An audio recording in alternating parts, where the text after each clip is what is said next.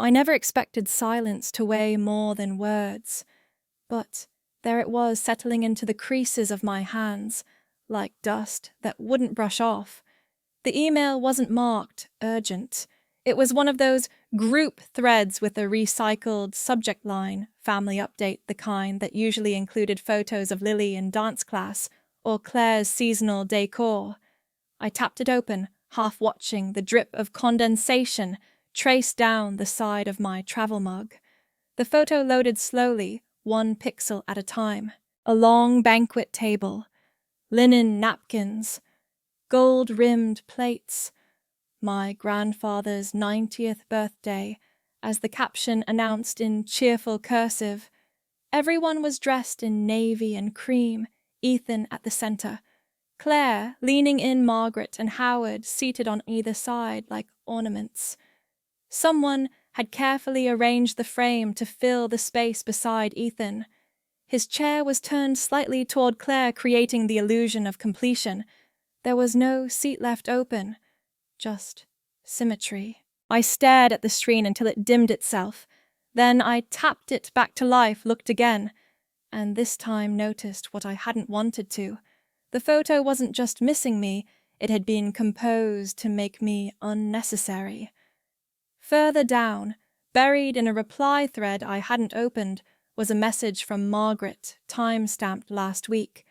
Let's keep this between those who are emotionally stable. No one had replied. No one had to. I set the phone face down on the passenger seat. Through the windshield, the sky was the kind of grey that blurred the edge between day and night. Rain clicked against the roof, steady but not urgent. I reached up and touched the worn corner of my military ID hanging from the rear-view mirror. The plastic had started to curl where heat had peeled it over the years. My photo looked too sharp, too certain. Back then, I still believed proximity meant belonging. At the intersection, I almost turned toward the house. Muscle memory, I guess. But my hand moved past the blinker and toward the console, instead pulling up my banking app. I navigated to the joint ownership screen, the house off Blue Ridge Road, the one we grew up in, where the staircase creaked on the 7th step, where Dad kept the old lawnmower that never worked but always stayed. The deed had 2 names now. Just Ethan and Margaret. My name had disappeared like it had never been typed at all. I stared at the screen, then back at the fogged window. I didn't feel a rush of anything. Not heat, not outrage. Just the faint buzz of something loosening in my chest, like a thread giving way. I hadn't signed anything, not to my knowledge. But memory is a strange country when you've come home from war. People forget how easy it is to plant doubt in someone already wounded. The sound of an incoming message pulled me back. From Claire. You'll understand one day. This was a family moment. We needed peace. I didn't respond. Instead, I reached for the glove compartment and pulled out the folded piece of cloth I kept there. The corner of a flag. One of the few things I had brought back from the base. It still smelled faintly of metal and dries. I pressed it flat across my lap, smoothing the creases like ritual. Once Ethan had called me from an airport lounge and said, "Don't be dramatic, Rach. You chose to be a ghost when you left." Maybe I did. Or maybe they made me a ghost long before I stopped speaking. I remember Claire once bringing up the idea of emotional upkeep. She'd smiled while pouring wine. Some people just don't know how to manage their narrative. I didn't know then that she meant me. I didn't remember signing away the house, but I remembered Lily's 3rd birthday when I brought a quilt I'd sewn by hand. Claire took it from the box and said, "This looks homemade," then folded it away before the gifts were photographed. I remembered being told not to come to Thanksgiving the year after I came back from Syria. "It's not you," Margaret had said over the phone. "It's just your presence changes the dynamic." we're finally in a good place. Howard never looked up from his crossword puzzle. I had driven 3 hours that day anyway and eaten a sandwich in a gas station parking lot off I-80. I watched the sunset over a billboard that read, "God doesn't make mistakes." I remember thinking maybe people do on his behalf. The rain had slowed, now droplets streaking diagonally across the windshield. I stayed parked. There was nowhere pressing to be. I opened the messages again, not to reply, but to reread. The line about stability, the photo without a gap, the name removed without notice. A war zone has rules. A battlefield has structure. This was quieter and sharper. I turned off the ignition. The silence was clean, like the air after snow. I leaned my head against the seat and closed my eyes. Some absences echo more than a scream, and some kinds of love only exist if no one looks too closely. I used to think that effort meant something, that if you stitched enough pieces together, the fabric would eventually hold. The first birthday party I helped throw for Lily was at Claire's request, or maybe suggestion is more accurate. She'd made a passing comment about how hard it was to organize everything with Ethan so busy. I had time, and I liked the idea of being useful again. I made a cake lemon and lavender with buttercream I'd whipped by hand in a borrowed mixer that shook the whole counter when it started. The design was simple, a carousel of paper horses cut and folded with the edge of a ruler glued to thin wooden sticks. I'd stayed up past midnight making them. The next day, Claire looked at it with a smile that didn't quite settle on her face. "This looks just like the one from Sugar Elm," she said, posing for a photo beside it. "I should tag them when I post." She didn't. No one asked how long I'd spent on it, or where I'd gotten the idea. I left early that afternoon unnoticed. Later, I saw the photo online cropped so the cake appeared store-bought. I was always the first to comment on family threads. Birthday wishes. Congratulations. Photos of someone's garden or a child's lost tooth. Beautiful. I wrote once under a picture of Margaret's newly landscaped backyard. She hearted the comment, but replied to Claire. Instead, I told Ethan it was exactly your taste. I once mailed a box of handmade ornaments for Christmas, wrapped individually in brown paper, with wax-sealed tags. The box showed up in a corner of their holiday photo, unopened behind the poinsettia. Ethan mentioned how much Lily loved the set of gold monogrammed bulbs Claire had ordered. During Thanksgiving 3 years ago, I texted Margaret 2 weeks in advance. "Could I come home this year?" She responded with a thumbs-up emoji. No words, just the symbol. I waited a day, then another. I replied, "Just let me know what I can bring." She never answered. When I called, she said, "Well, we assumed you'd be with the Veterans Center again this year. It's probably better less pressure for everyone." I didn't argue. I made stuffing in a foil tray, dropped it off at the church kitchen, and drove out toward the lake. I ate alone, listening to static on an old FM station that played big band music like someone was cranking the signal by hand.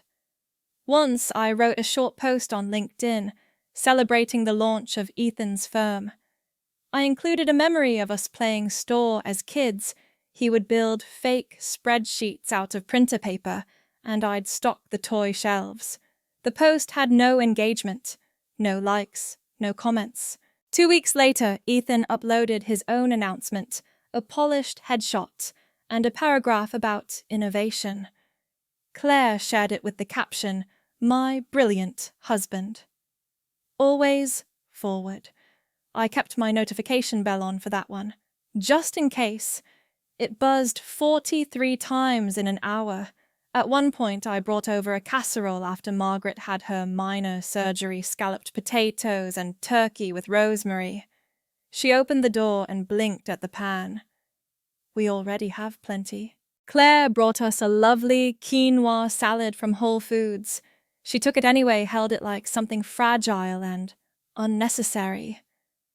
I suppose we can freeze this in case of something. I didn't leave a note. I just placed it on the counter and left quietly. I'd bought a sweater for Howard last Father's Day, cashmere blend navy blue from a shop near the VA clinic. I remembered him once saying navy hides lint better than black. Makes you look like you've got sense. I never heard back. Claire later posted a picture of him in a golf shirt, embroidered with his name. The caption read, "Papa in his element." I used to bring wine flowers, bread, anything to fill the quiet between us. And still the silences never softened. They just stretched. Ethan once pulled me aside in the kitchen during a brunch Claire hosted. "Try not to make things about you, okay?" His voice was low, even. People feel like they have to work harder when you're around. That wasn't the first time I heard something like that. Margaret, while folding napkins before one Easter lunch, murmured, "It's not that we don't love you. It's just your energy makes the room uncertain."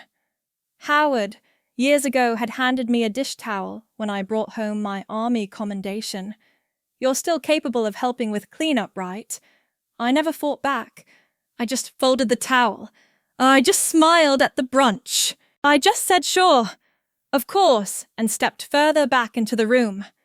Some people mistake patience for agreement.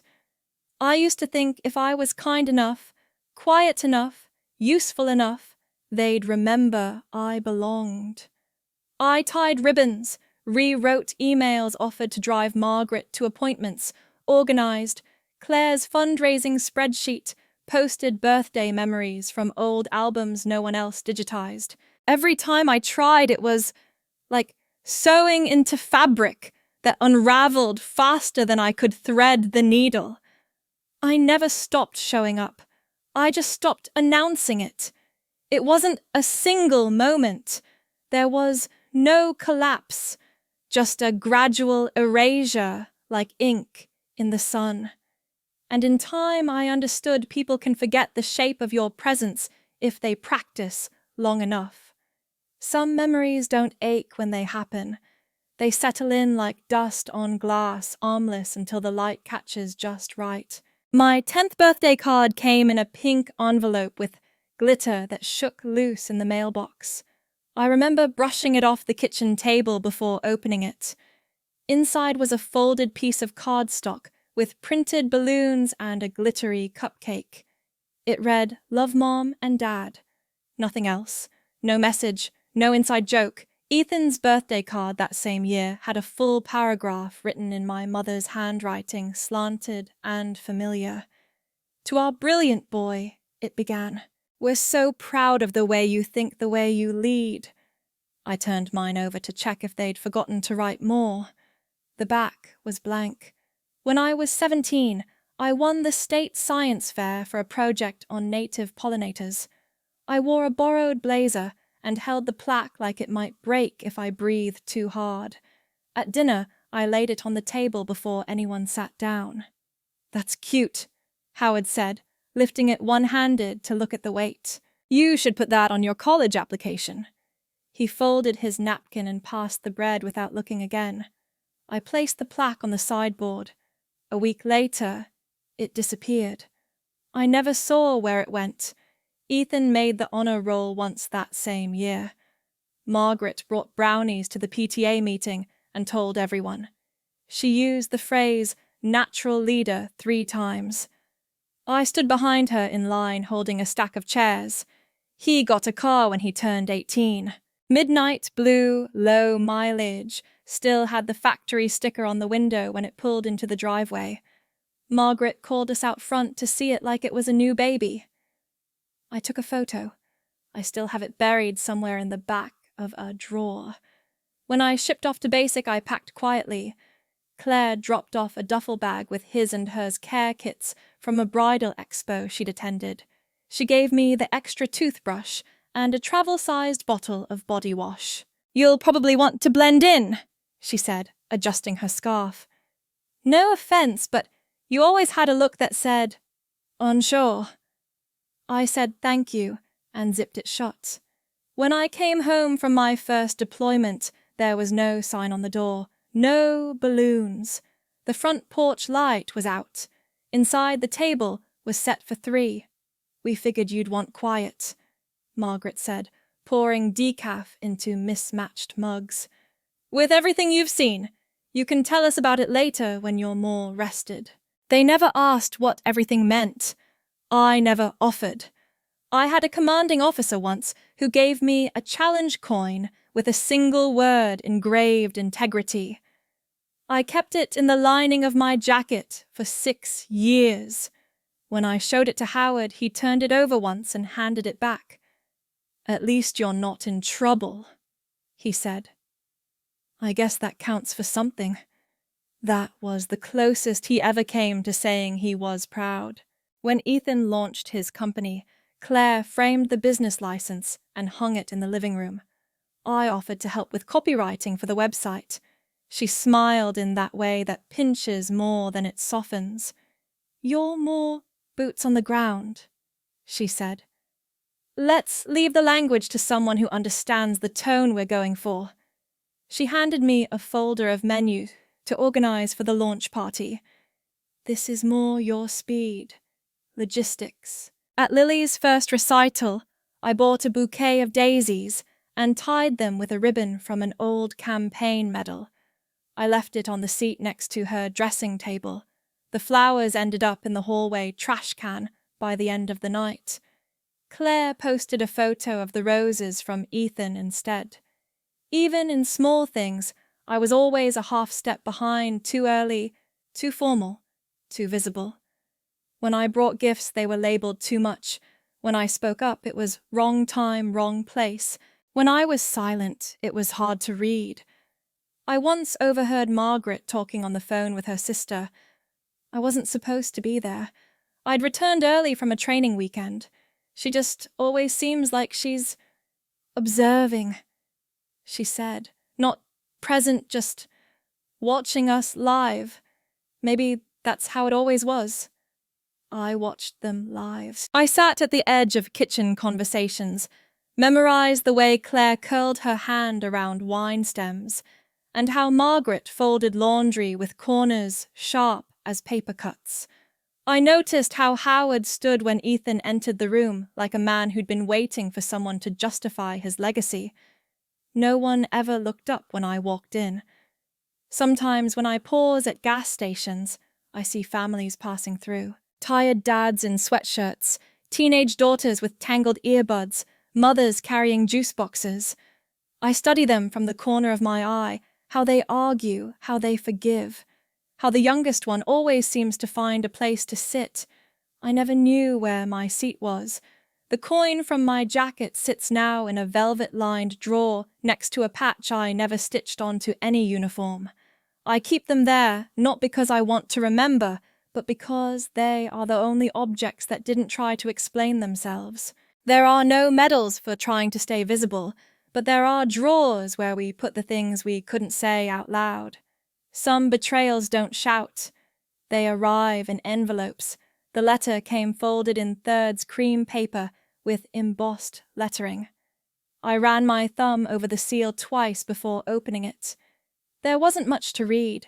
A brief statement from a firm I didn't recognize confirming the finalized transfer of property from my name to 2 others.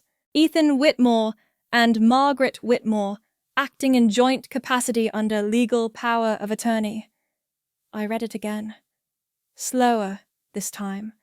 I studied the signature line mine supposedly and searched for some familiarity in the loop of the R, the lean of the T.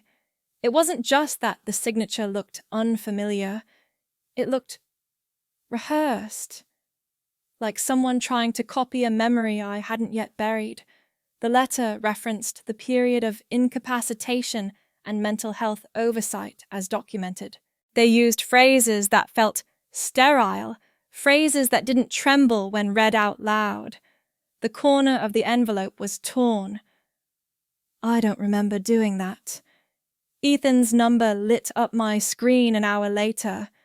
I didn't answer the first time. The second, I did. We figured you'd want less to worry about. His voice held no edges like something pre-recorded. Mom was really anxious about the taxes. The house has history, sure, but it also has... Wait.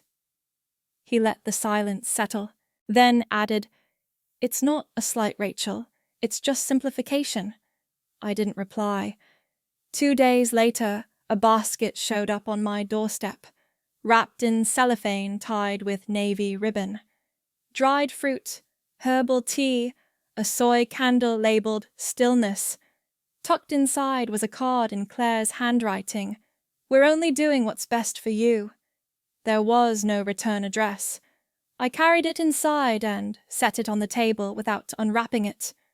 I drove out to the old house the next morning, just to see. The gravel had been repaved lighter now, as if memory could be bleached. The azalea bushes were gone, replaced with boxed hedges trimmed to match the porch rail. There was a white and red sold sign, staked into the lawn at a neat angle, not quite centered but close. The mailbox had been replaced too. The initials WM were no longer painted on the side. A woman stepped out of the front door carrying a lamp. She called to someone inside, laughing. A man followed holding a stack of books, his shirt smudged with paint. I watched them from the car windows rolled up air off. Their voices didn't carry, but they looked comfortable. He kissed her temple as he passed. She leaned into it. That porch had splintered beneath our feet when we were small. Ethan once pushed me off the 3rd step for talking back after I corrected his math. Howard didn't look up from the newspaper. Margaret said, "Don't rile him. You know how he is." I left a note on the fridge that night, going to library and walked 6 miles in the dark, just to breathe air no one had already spoken through. Now someone else would cook dinner in that kitchen. Someone else would hear floorboard 7 creak near the hallway bathroom. They would repaint my old bedroom, maybe knock down the wall between it and Ethan's for something more open. I didn't get out of the car. I didn't turn off the engine. My hands stayed at 10 and 2 knuckles pale. I watched the new owners arrange their furniture, laughing with the ease of people who don't yet know what lingered here. I didn't blame them. I blamed the way Margaret used to sign cards, the Whitmores, and sometimes leave me off the mailing label. I blamed Claire's voice when she explained at brunch, the legacy of a house should reflect the legacy of the family. She had stirred her tea without looking at me. Continuity is important for children. When I brought up my name being missing from the deed, once before Ethan didn't look up from his phone. "You didn't sign anything under pressure. You just forgot." That happens. I remembered my discharge papers from Walter Reed, a stack 2 inches thick with half the dates misfiled. I remembered the neurologist who squinted when I asked about memory gaps. "You'll notice some holes," he had said, tapping the scan, "but they don't all mean something." Apparently they meant enough. The glove compartment creaked when I opened it. Inside, a folded brochure from the VA housing services I never used. On the back, in faded marker, I had scribbled a note to myself. "Keep the original copy." I no longer knew what that referred to. There's a silence that sets in when something permanent is made to feel imaginary. Not dramatic, not explosive, just removed. Ethan once joked over dinner, "You always act like your story's a puzzle no one's allowed to solve." Claire had added without smiling, "Or maybe it's not worth solving." Howard poured more gravy without comment. I learned not to correct anyone after that. I didn't cry when I pulled away from the curb. There wasn't anything left to cry toward. Some things aren't lost all at once. Some things are edited out quietly until you begin to question whether they were ever really there. That's how they took it. Not with force, but with a smile, a signature, and the assumption that no one would ask twice. There's a kind of quiet that doesn't wait to be noticed. It arrives like breath in cold air, suspended unnoticed, then gone. The family thread buzzed twice before I opened it. Claire had posted a photo of Ethan shaking hands with someone in a suit outside what looked like a conference center. "Grateful for strong leadership," she wrote. Margaret replied with 3 clapping emojis. No one mentioned the house. No one mentioned me. I tapped the menu icon and left the chat. No warning, no message. Just gone. I didn't expect anyone to notice. If they did, they'd call it technical, or moody, or just another sign that I couldn't balance community engagement the way Claire once framed it during a family dinner.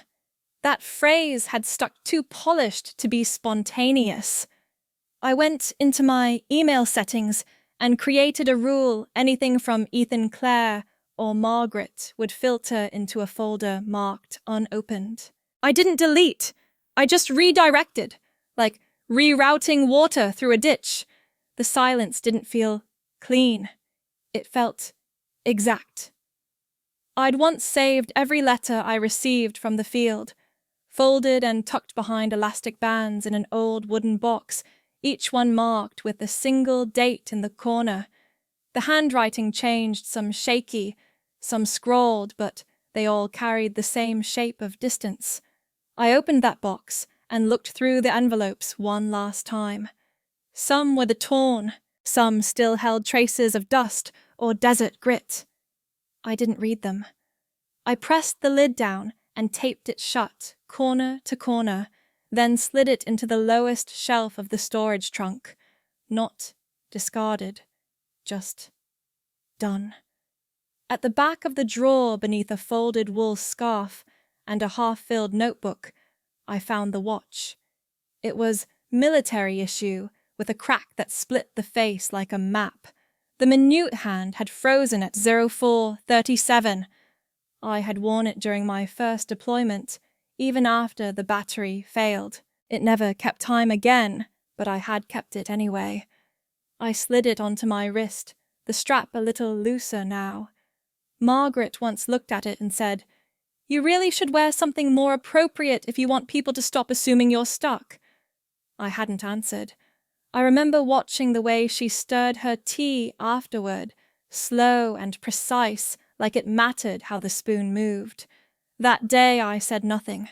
Not because I agreed, but because some words don't deserve to echo. I've learned that stillness isn't surrender. Sometimes it's just the last sound before a boundary settles into place. When Ethan called a week later, I let it ring. His name filled the screen full and unobstructed. The sound echoed once, then again, then vanished. He followed it with a message, "Just checking in. No hard feelings. We were trying to protect what's left." I didn't open it. The voicemail from Margaret arrived next. Short. 14 seconds. "This distance you're creating, it's not healthy.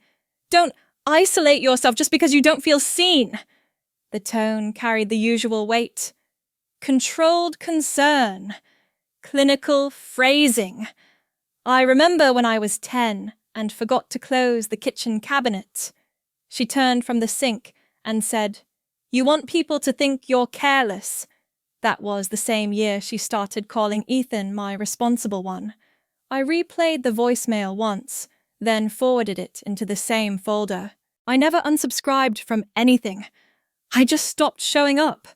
During a rare dinner with Howard years ago, he reached for the salt and looked across the table. "You always make things heavier than they are." It wasn't a complaint. It was a correction. I passed the salt. He didn't say thank you. That's how most of it was. A long series of gestures that asked for nothing in return. I once offered to take Lily to a school event because Claire had a meeting. Afterward, Claire pulled me aside in the garage. She told the teacher you were her real aunt. Maybe don't blur lines next time. The message was clear. Presence was conditional. Participation was performance. And visibility was only welcomed when it made someone else shine brighter. I never called them out, never demanded to be named. I just stopped asking for a seat. There's a photo on my bookshelf of a place we used to hike near Stone Mountain. I kept it because of the sky, not the people in it. The image is blurred. Ethan's arm is around my shoulder, but I'm looking away from the camera. My jacket is half zipped. My hands are clenched in my pockets. It took me years to realize I wasn't cold in that photo. I was bracing. There's no ceremony for this kind of exit. No dramatic slam, no door left swinging. Just a series of adjustments. Quiet ones. A silence curated on purpose. A silence I could live inside. There's a stillness that doesn't ask to be filled. It just waits.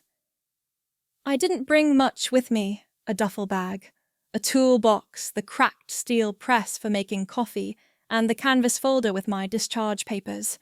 The cabin came with a cot, a desk, and a back window that looked out into nothing.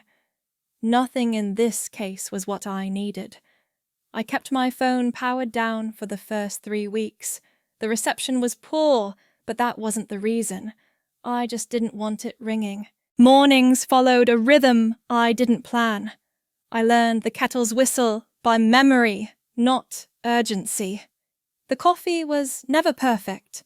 Some days too strong, other days watery. But I poured it into the same chipped enamel mug and drank it slowly, watching the steam curl toward the rafters. The silence in this place had no edge. It didn't ask me to answer for anything. I started helping a few veterans who had been discharged without clarity, those whose records were tangled in red tape, or whose benefits were caught between departments. Nothing formal.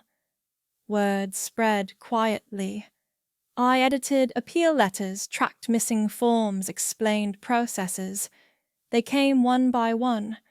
Some left a jar of jam or firewood by the door. No one lingered. I liked it that way. There was an old shelf by the wall, slanted from years of neglect. I rebuilt it, using cedar boards salvaged from a collapsed shed down the road. Each board had nail holes from its past life, and I didn't sand them out. I lined the shelf with books I hadn't opened in years. Manuals, field notes, poetry. A dog-eared copy of The Things They Carried sat crooked on the end. Above it, I hung the painting Caleb made before our second deployment. It wasn't much, just a horizon line with uneven brush strokes, and what looked like 2 bent pine trees reaching toward each other, but never meeting. The canvas was warped from humidity, and the frame was hand-carved the way he used to do with spare tent pegs. I remembered him humming while he worked low and off-key. Beneath the painting, I pinned my old ID card. It had rust along the clip. The photo didn't look like me anymore, though. I wasn't sure it ever had. Sometimes I'd sit on the steps outside with the mug in my hand and my feet bare against the cold plank. The wind here wasn't sharp. It moved like it had nowhere to go like me. A letter came one morning folded inside an envelope with no return address. It had no message, only a legal summary clipped to a notarized note. Apparently a small trust my grandfather had intended for education or legacy pursuits had been quietly reassigned to the surviving heir's children. My name appeared only once near the bottom, as a prior beneficiary no longer in active standing. I didn't respond. The paper stayed folded on the corner of my desk for 3 days before I used it to start the fire.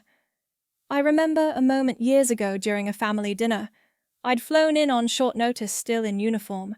My sleeves were wrinkled from travel. Ethan had just landed a new investor, and Claire had brought a spreadsheet to show Margaret. Between bites of asparagus, Margaret looked at me and said, "It's nice that you have structure. Some people need that." No one looked up. My fork paused above the plate. I blinked once, then twice. The table kept buzzing. No one noticed I hadn't touched my wine. Here, no one comments on the way I fold my laundry, or whether I speak too little at dinner, or whether my silence is a strategy or a symptom. Some nights I make lentil stew and eat it standing by the counter. I don't set the table. I don't wait for anyone to pass the bread. A woman from the hardware store taught me how to plant winter greens. I didn't ask her name, and she didn't ask mine. She handed me a bag of soil and said, "Mix it with ash. It'll hold better through frost." I nodded, paid in cash. The first night I harvested kale, I sat beside the stove holding a single leaf in my hand longer than it took to cook it. The veins reminded me of maps, places to go, if only in thought. Howard once told me, "You always overcomplicate simple things. It's just a salad." But I never cooked for him after that. Here I burn the ends of old receipts. I read books without underlining. I let pans soak overnight without guilt. I speak aloud to no one. Sometimes I laugh when a bird startles itself in the window. I never unpacked the framed photo of the family reunion. The one Claire sent last year with the note, "You were in our thoughts." It remains at the bottom of the box marked MISC. Memorabilia. There is no reception up here worth checking. When the sky turns, I light a candle. Not because I need the light, but because flame moves like breath, quiet and alive. I no longer listen for the phone. I've stopped expecting echo. I never believed silence would make me invisible, but I underestimated how quickly people rewrite the past when you're not there to correct them. The email came with a subject line too neat for sincerity. "We miss you." The period at the end made it look rehearsed, like a line from a card someone else wrote. Claire used to proofread everything twice. Her handwriting was symmetrical, even when hurried. The body of the email mentioned a tea brunch at Cedarwood Country Club, the exact location where I once sat through a toast celebrating Ethan's resilience and strategic mind, while my own military service was reduced to a polite nod from across the room. She ended the email with a line in bold italics. It would mean so much if we could all be together again. Then, below that, please RSVP by Friday. Dress code, smart casual. The invitation arrived in the mail 2 days later, even though she knew I wasn't at the old address. Someone must have forwarded it. The envelope was thick, textured. My name printed across the front, Ms. Rachel L. Whitman. That extra A always shows up when the sender wants the appearance of care, without the effort of remembering. I left the envelope unopened on the windowsill, next to the sprigs of rosemary drying under the morning sun. The wind lifted the corner slightly, but not enough to carry it away. Later that week, Ethan called. Not the usual voice call, but a short video 50 seconds. His face had the same smooth tension I remembered from childhood, the one he wore before presenting his case to our parents. "We thought, maybe, you could join us again," he said, pausing as if weighing whether I was still an asset or already a liability. Lily keeps asking. Lily, who once asked if I was the lady from the army thing. The call ended without a goodbye. I didn't save the video. On a whim, I checked Claire's profile.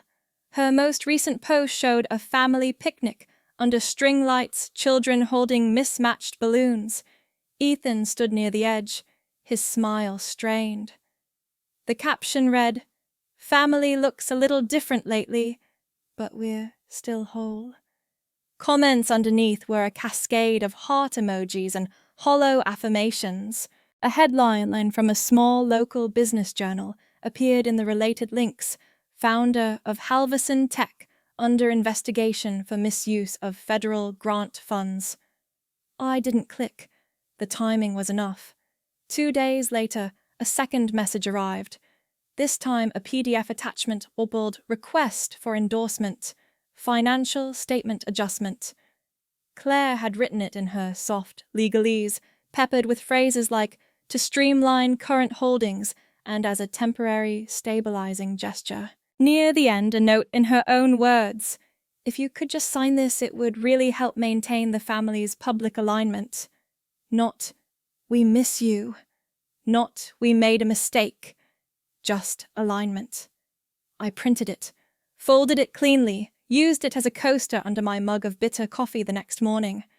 The trees around my cabin had just begun to change colour. The maples went first edges, yellowing like old parchment.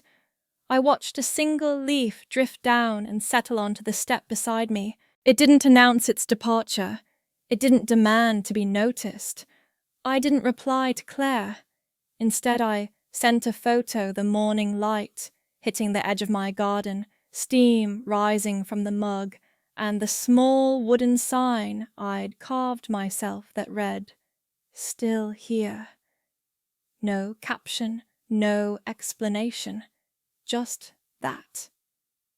Later, someone must have responded. I didn't check. A memory surfaced without permission.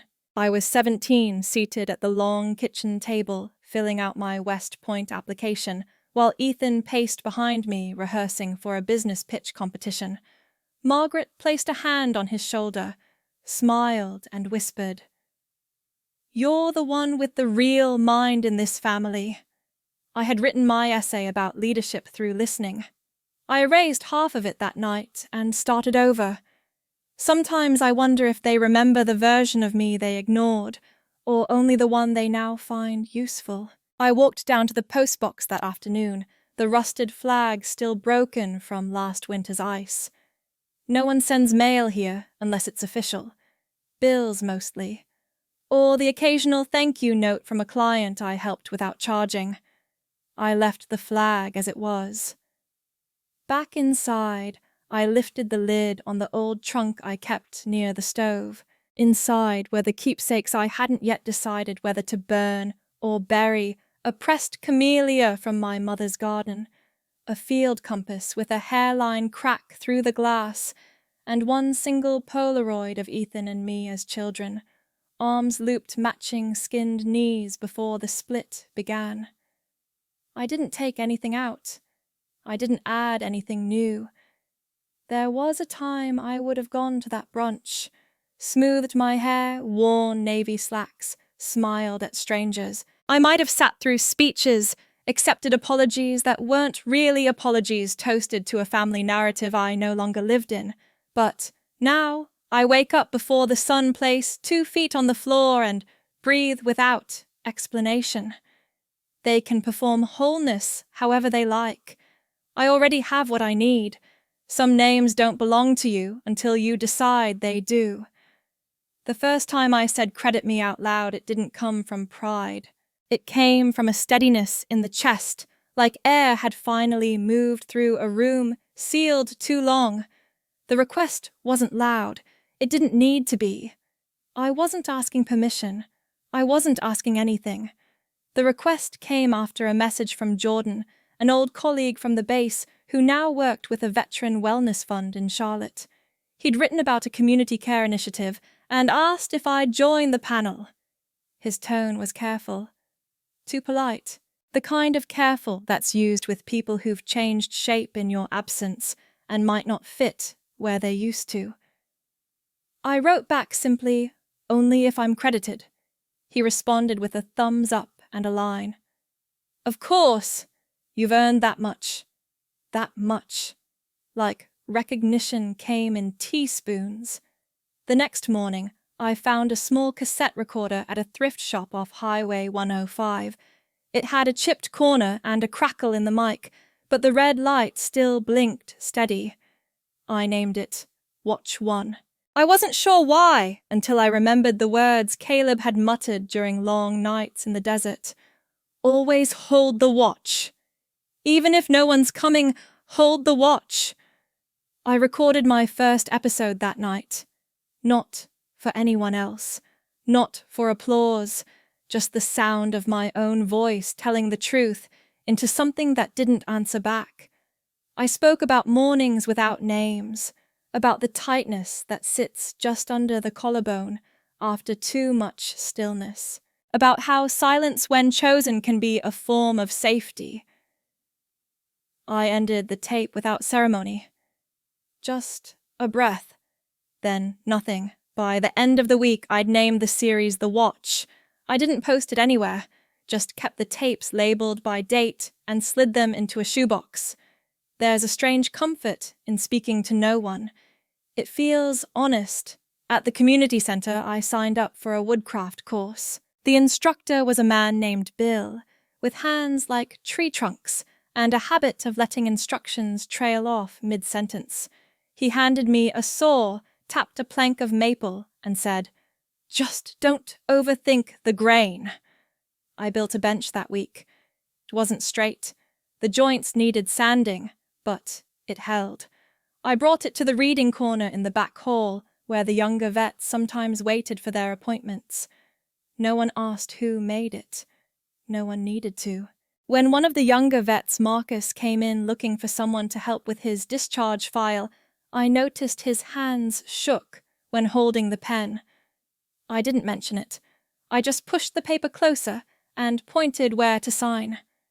That's all I would have wanted. Afterward, he left a candy bar on my desk. No note, no explanation, just that. Ethan called again that Friday. No voicemail, just a missed call notification. His number isn't blocked. I don't need to block it. I just don't answer. There's a peace in the decision not to engage, like choosing not to knock on a locked door you already know doesn't open from your side. I walked that afternoon, through the edge of the woods behind the cabin, past the place where the creek splits near the ridge. I didn't take my phone. I didn't tell anyone. I came back when the air began to cool, cheeks stung from wind boots wet. No one noticed I'd gone. There's a freedom in not being tracked. Once disappearing would have terrified me because it might have meant being forgotten. Now it feels like returning to myself in layers. I passed a hardware store on my way back into town. In the window, a faded American flag curled at the edges. Inside, a child counted quarters while his father waited with a bag of soil. No one looked in my direction. Back home, I opened a drawer and took out the ring I'd stopped wearing, the one my grandfather gave me when I turned 18. Not for beauty, just a dull, band-old military issue. He'd said, "Wear this only when you remember who you are." I used to think he meant it as a test. Now, I see it as permission. I didn't put the ring on. I just held it in my palm while boiling water for tea. In the kitchen, the window caught my reflection. I didn't look like someone returned. I looked like someone still becoming. I no longer need them to understand why I left. I no longer rehearse the sentences I might say if they asked. I no longer believe silence means surrender. I simply no longer live on their terms. Sometimes growth sounds like no reply. Sometimes healing looks like a bench with uneven legs in a dusty back room. Sometimes it means naming your own story and not waiting for others to tell it right. I'm not who I was. And that's the point. Names carry weight even after you've stopped answering to them. The paperwork came in the mail wrapped in a plain white envelope. Nothing ceremonial, nothing dramatic. Just a new name written in black ink, dry and official. Rachel Elaine Ford. The change felt neither sudden nor triumphant. It settled like dust on a shelf, long undisturbed. Ford was the name he carried across the desert, the one stitched into his last pack, the one I had whispered when no one else was left to listen. Caleb never asked me to carry it. He just offered it once gently during a late patrol when the silence had stretched too thin. If no one else holds you, he'd said without looking up. You hold yourself. I kept his words the way people keep folded flags and things that never really belong to them, but still matter. After signing the documents at the county office, I returned home, pulled a manila folder from the bottom drawer, and laid out 3 things: the spare key to the house on Langford Drive, a cloth-bound photo album with a broken spine, and a savings booklet that hadn't seen movement in nearly 2 years. There was no anger in the gesture, just clarity. A quiet sorting of what stayed and what would no longer carry my shape. The key had rusted slightly at the edge. I hadn't used it since they sold the house without telling me. I ran a finger along its teeth, then placed it inside the envelope. The photo album had 4 pages at the front, with pictures of Ethan's science fair, Lily's first recital, Claire's baby shower. My name wasn't written in the captions, just everyone else. I added it to the pile. The booklet still bore both mine and Ethan's names. He once told me, "You can hold this for emergencies." It had felt like trust. It turned out to be insurance. I slipped them all inside a large, padded envelope. Not to be mailed, just to be returned. Return to sender. Emotionally. I scrawled the phrase in black ink across the front. Not legal, not formal, just true. I included 1 note handwritten, no greeting, no closing. 1 line only, do not contact me again. I'm done being useful, not cruel, not bitter, just done. The next drawer held the dress, pale blue silk still in the dry cleaner's bag. Claire had brought it to the hospital once during what she called a family-style intervention. You'll look more like yourself in something that isn't military. She hadn't said uniform, as if even the word made her uneasy. She'd smiled too brightly. We want the old Rachel back, the version that didn't make everything so heavy. I wore it once, sat stiff in that room while Claire circled like a therapist who'd taken a crash course in fake empathy.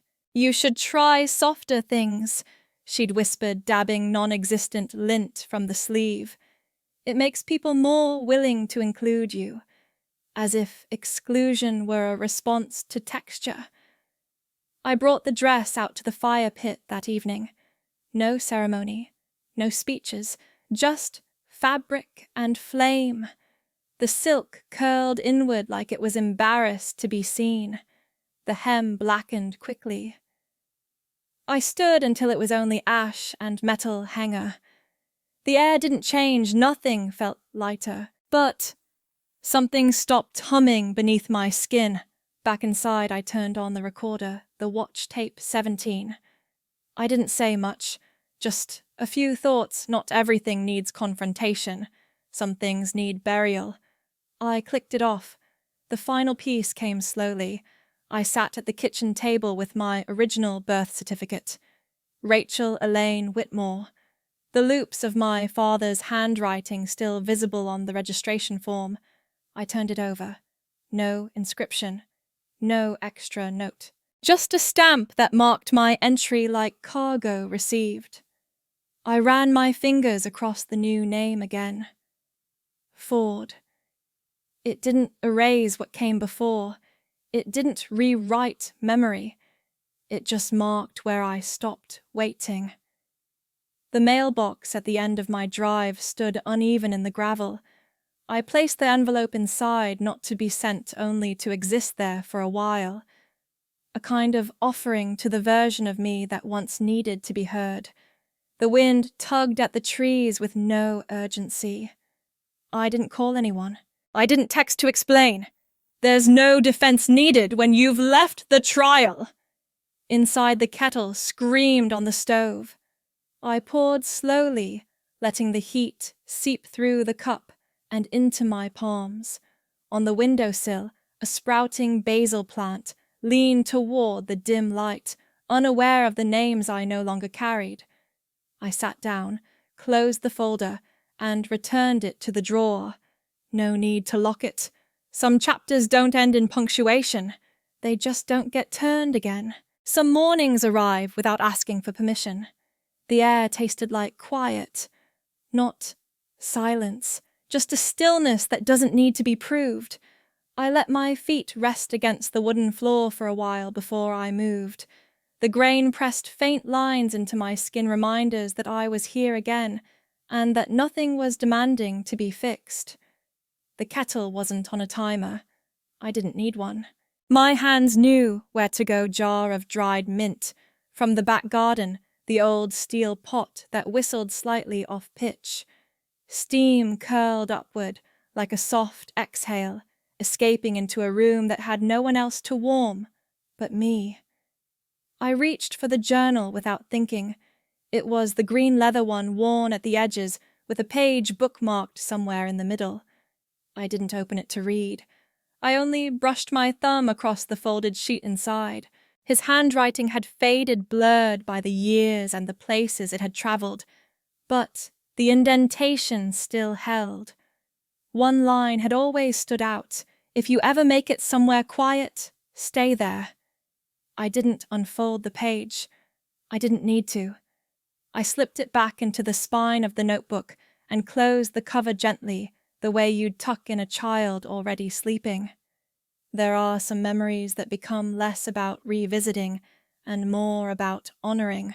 The window opened with the same soft resistance it always had. A thin line of cold filtered in, cutting through the warmth inside, just enough to feel awake. Sunlight came through, fractured by the early frost. It landed on the table and lit the rim of a cracked ceramic mug, off-white, almost yellowed, with a faint blue ring around the lip. I'd found it months ago at the weekend farmer's market, lying sideways in a box marked "One Still, Useful." I'd kept it ever since. Something about its imperfection felt honest. Outside, I spotted Samantha near the woodpile. She wore that same threadbare jacket with the missing cuff button. Her hair was tied up messy and damp from the fog. She lifted a piece of oak into the stack with both hands, the motion unhurried, deliberate. I didn't call to her.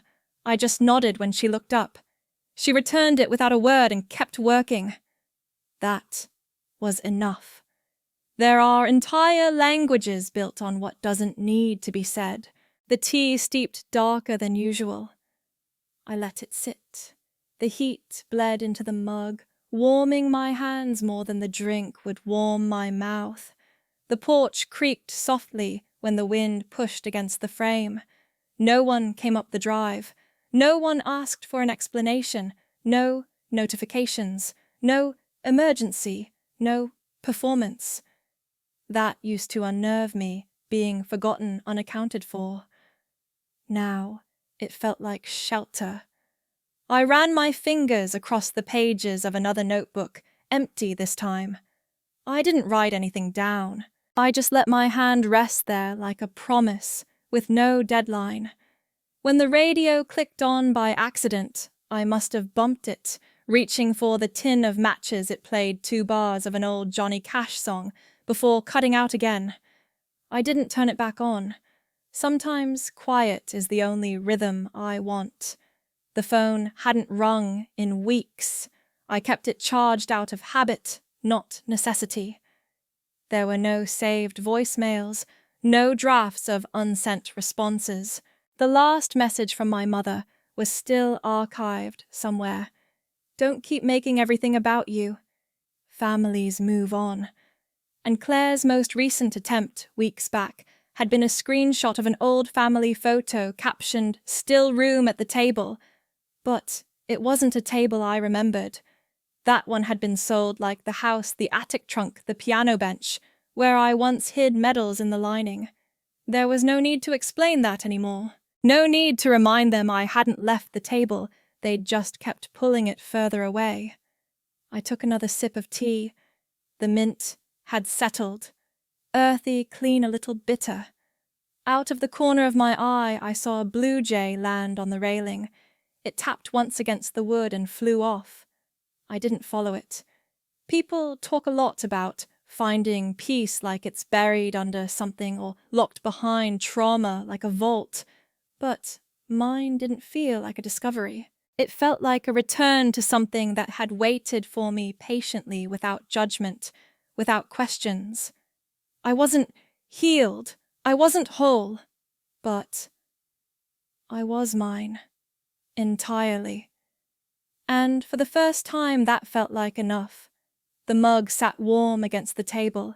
Steam had begun to fade, replaced by the soft condensation on the window pane. Through it, I could see the garden, messy, uneven, wildly alive. I didn't reach for my phone. I didn't rehearse conversations that would never happen. I just sat. Not for clarity, not for closure, just to sit. And in that quiet where nothing demanded to be explained, I finally belonged.